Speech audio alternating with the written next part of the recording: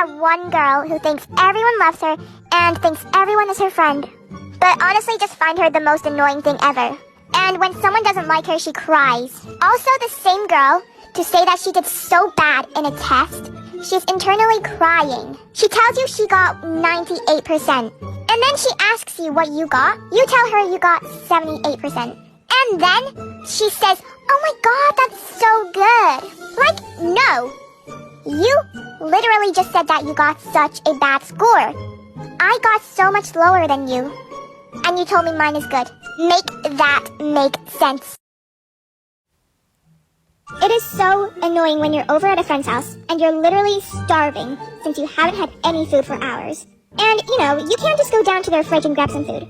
But then, the worst part is when their mom comes up asking if we want any snacks. And your friend says, no, we're not hungry. Huh? When did I say I was not hungry? I'm sitting here as if I haven't eaten since 1969. And if you do say you're hungry, your friend goes like, Mom, Helena said she wants some food. Just stop. Let me jump out the window real quick. In my opinion, Miraculous is a tiny bit overrated. I mean, sis, don't get me wrong, I ain't no hater, but it's the same in every freaking episode. Someone gets angry, then they get acclimatized by Hawkmoth. Then Ladybug and Cat Noir come to the rescue and fight a little bit. And then Ladybug uses her, lucky charm, and then they win. Then Hawkmoth, at the end of every single episode, is like, I will get you next time, Cat Noir and Ladybug. Just you wait and see. Miss Girl! Well, it better be soon, Hawkmoth! It's been like 100 episodes, and you ain't even been close! Get your game face on! Get your game face on! Or that unspoken rule about when you walk into the classroom and you see a sub-teacher at the desk, and you all just collectively decide that you get to sit wherever you want since that teacher doesn't know the seating arrangement. Well, there is always that one annoying little rat called Aiden or Timothy who comes into the room and snitches on the person in their seat. And it is always the same kid that tells the teacher that they forgot to send us homework. Like, can you not just live a little, please? If you can't relate to this video, I cannot explain how jealous I am. So remember in elementary school when the teacher would leave the room for 3 seconds and the class would all go recess hyper mode? Say, for example, Mr. James had to go talk to the teacher next door. Then, all of a sudden, the class would be running around, paper planes would be thrown around, they'd be screaming, and it would just be hyper. And then, when Mr. James comes back, everyone's teleported back to their seats all of a sudden, and they're goody two-shoes.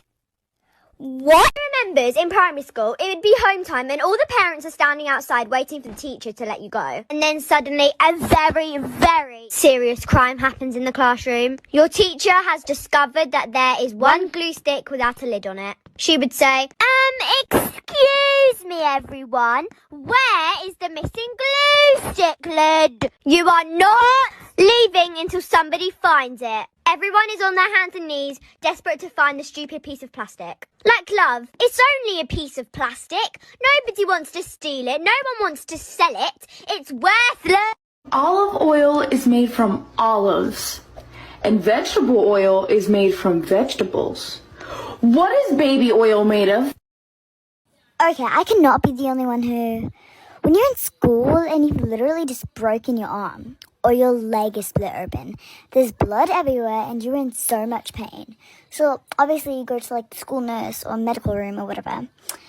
And all she'll tell you is to put a wet paper towel on it. Like, miss, I've just broken my arm. And all you're going to tell me is to put a wet paper towel on it? Wet paper towels are not magic. They do not fix anything. Thank you. It is so annoying when you're in class and you finally hear the bell ring. But then, the teacher goes like, oh, the bell doesn't dismiss you, I dismiss you. Like, no, the whole point of the bell is to dismiss us. So I'm packing my bag, I don't care. I'm not missing even 2 minutes of my lunch break. And then they have the audacity to ask, where do you think you're going? Well, where do you think I'm going, Mr. Hayes? To the grocery store? No, I'm going to eat my lunch. Okay, teachers are smart, right? Like, we all know that.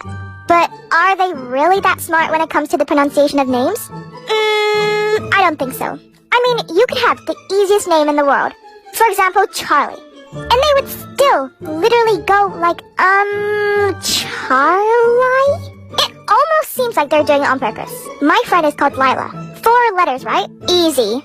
But no, it's Lila to a teacher. Get it right. Oh my god. I do not understand in the slightest how I can literally be falling asleep, right? I cannot keep my eyes open. But then when I actually get into bed and I want to go to sleep, I can't.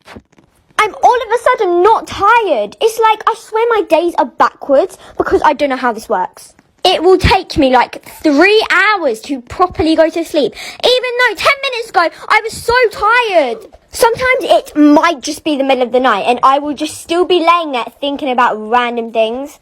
Like how? I absolutely hate when you're like in English class or something and your teacher is just simply explaining your task to you. But then you decide to start a very loud conversation with your best friend. She notices you and your teacher gives you that look that really says no. She's like, oh wait. You both look at her like, I'm so sorry. Was my lesson interrupting your conversation? It's fine, guys, seriously, I'll wait. I'm like, thank you, sister, because I've still got to go through all the drama with my best friend. And last time I checked, you were teaching in our conversation. I find it so annoying when you go to your friend's house and they say their room is like super messy and dirty and they're like, just ignore the mess. Sorry, I forgot to clean my room. So, you know, you're expecting like an unmade bed and a few clothes on the floor. Wrong! You go inside their room and it's literally spotless. No clothes on the floor, no shoes, no socks, nothing. Like, huh? What is dirty here? If that's messy, I would advise you to not come into my room ever. If that's messy, mine is a literal zoo and junkyard. One thing I hate is when people are like, do you like them? Ooh, you're blushing, you do. Like, no, you cold corn dog, I'm blushing because you're embarrassing me and making me feel uncomfortable. Gosh. Why is it whenever you just look kind of scruffy and you're going to your local shop, you're wearing like a baggy t-shirt, tracksuit bottoms that barely fit you anymore, and you haven't even brushed your hair? You kind of just look a mess, you know?